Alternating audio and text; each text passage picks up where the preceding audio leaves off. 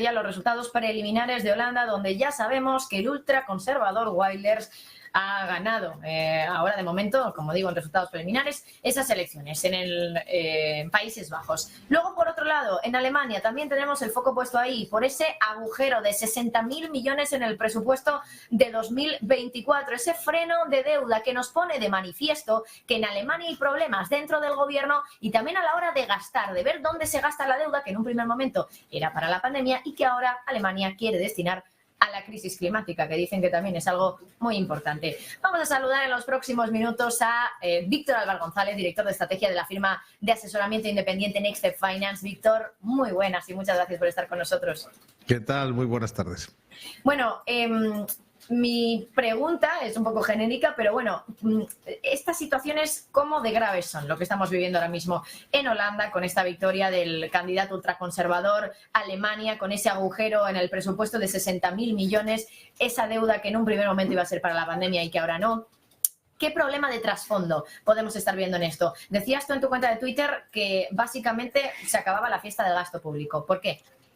Sí, mi análisis va a ser puramente económico, en absoluto político, porque soy un economista, pero si algo podemos deducir de todas estas informaciones, de todos estos novedades, eventos que están surgiendo, es que se acabó la fiesta del gasto, porque, primero, vamos con Alemania. En Alemania, ha sido el propio Tribunal Constitucional el que ha dicho no se puede...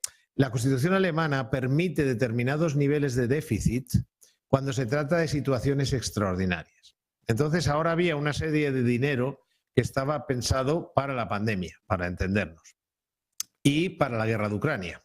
Entonces, el tribunal considera, o el juez que ha hecho este veredicto, o como se haga allí, pero lo importante es que consideran que la pandemia se puede considerar una circunstancia excepcional, que la guerra también, pero que no hay para todo. Es decir, que tampoco podemos darle el mismo, y no digo si están en lo cierto o no, yo digo lo que han dicho, se le puede dar el mismo grado de excepcionalidad. No que no se pueda dedicar dinero a esto, sino que dedicar esos volúmenes de esa forma, con la misma excepcionalidad que una pandemia o que una guerra, pues no entra dentro de la Constitución alemana.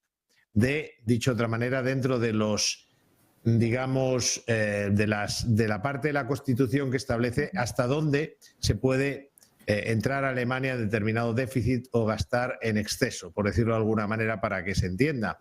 Allí el tema de gastar más de lo que se ingresa está, digamos, muy mal visto. Y luego, lo de Holanda, y con esto acabo, es también muy importante porque no sabemos qué tipo de coalición va a haber, pero tiene toda la pinta que va a ser una coalición de derechas que es muy exigente y hay, digamos, mucha preocupación con el tema del gasto público, con lo cual es evidente que el mensaje que llega, entre otros, pero concretamente los de hoy, o entre ayer y hoy, son de cuidado, lo de gastar como si no hubiera un mañana se ha acabado.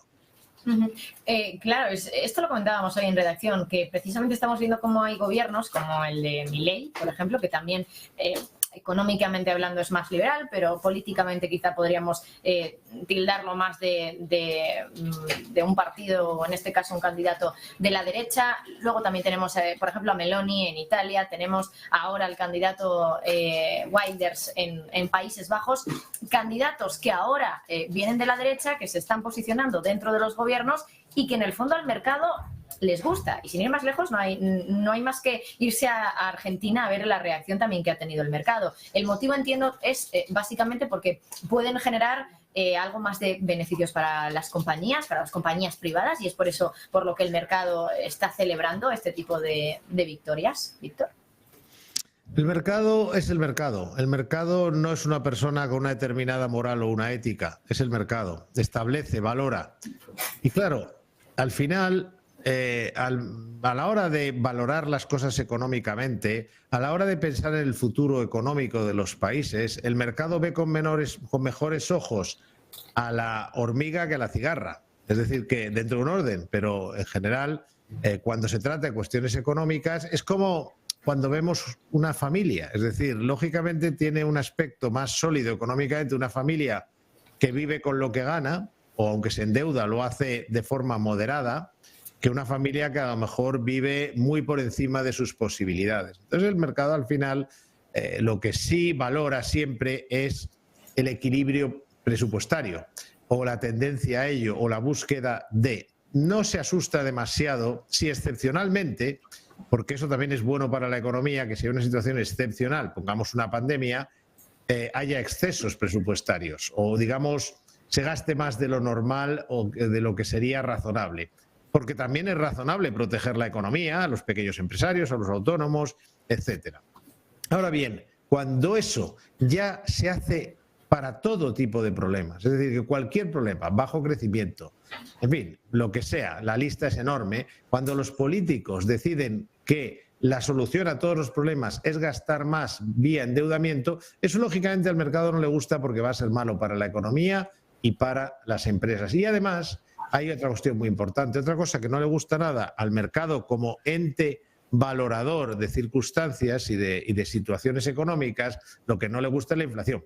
Entonces, bueno, el caso de Argentina es paradigmático, es decir, determinadas políticas, y esto es un hecho, llevan a excesos inflacionistas que convierten el dinero en algo que no vale nada. Entonces, bueno, pues lógicamente eso al mercado tampoco le gustan. Y el gasto público excesivo, y aquí está la clave, y relacionado con lo que tú preguntas, todo detrás tiene un componente y es gastar mucho y sin control puede que sea muy bonito inicialmente, pero a la larga lo que crea es, por ejemplo, inflación. Entonces es bueno, el mercado ve, valora positivamente todo aquello que ayude al equilibrio presupuestario y a la reducción de la inflación. Víctor, hoy por cierto también en tu cuenta de Twitter profundizabas un poco más en el tema de Alemania y decías, claro, ahora qué es lo que va a pasar con el presupuesto, porque de momento está paralizado y vamos a ver finalmente qué es lo que acaba gastando Alemania en 2024 y si tiene que recortar. Y decías, si es el avalista de Europa, Alemania, porque es el país más seguro, la deuda más segura europea es la alemana, si el avalista europeo es el que recorta el gasto, ¿qué van a hacer el resto? Porque países como, por ejemplo, el español, ya sabemos que el déficit está alto, que de hecho, según la Comisión Europea, está más alto de lo que piensa el gobierno o va a estar más alto de lo que piensa el gobierno que va a estar. Entonces, ¿qué crees que va a pasar tanto con el presupuesto alemán como con el resto de países y el gasto público del resto de países europeos? Claro, hace tiempo que los alemanes han dicho, bueno, si nosotros somos los que avalamos a todos los que gastan, gastemos también nosotros. Es el origen de esta situación. Es que llega un momento que dicen, bueno, no vamos a ser aquí los pagafantas de Europa. Y entonces, pues vale, vamos a avalar a los demás, pero nosotros también vamos a gastar. Pero claro, ahora ocurren dos cosas. Uno, que ya la opinión pública de estos países no es tan favorable como puede ser aquí a ese tipo de gasto, pero saben las consecuencias. En el caso alemán, además, el historial de cuando ha habido excesos, afortunadamente hace mucho tiempo, excesos de este tipo han acabado fatal. Entonces, claro, la cultura de un país como Holanda, de un país como Alemania, es totalmente, digamos, el grueso del voto, contrariamente probablemente, insisto, a lo que ocurre aquí, el grueso del voto no es partidario de gastar más de lo que se ingresa. ¿Qué ocurre? Que a partir de ahora nos encontramos con que ya venía habiendo una cierta presión social, y se nota en las encuestas, a favor de no pasarse tanto con el gasto, y ahora además hay digamos un veredicto constitucional de esto no se puede o no se debe hacer. Entonces, claro, se suman el hambre con las ganas de comer, el mensaje está claro. No se puede seguir por esa vía de exceso de gasto. Pero claro, eso tiene consecuencias sobre los demás, porque el avalista ahora dirá, bueno, si yo soy el avalista, pero yo no puedo gastar, pues va a ser que vosotros tampoco. Es decir, que concretamente países como España o Italia, pues lo más probable es que si ya había una, digamos, presión, poco a poco se está montando una presión para decir, hombre, es que no puede ser, ¿no?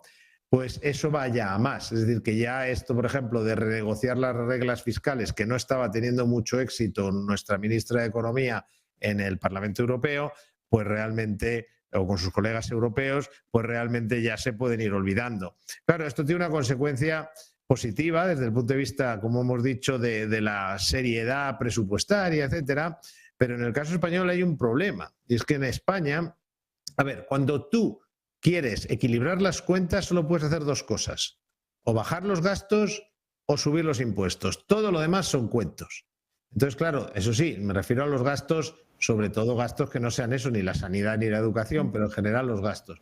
Claro, va a ser muy difícil que en las circunstancias políticas españolas actuales, en este tipo de gobierno de coalición, y probablemente en otro también, no digo que no, también, por ejemplo, Rajoy tuvo la oportunidad de reducir el gasto político y no lo hizo y tenía mayoría absoluta. O sea que no quiero tampoco decir que esto solo lo harían unos, pero a día de hoy y con el gobierno actual va a ser muy difícil con, digamos, todos los intereses que hay que satisfacer de todo tipo, de distintas zonas, de distintas sensibilidades. En fin, en otras palabras, si no quieres que la calle se llene ya, además de las manifestaciones que hay, se añadan las de los sindicatos, pues el gobierno, por la vía de los ajustes presupuestarios, de ese tipo de cosas, no va a poder hacer nada, con lo cual solo queda una, y es la subida de impuestos.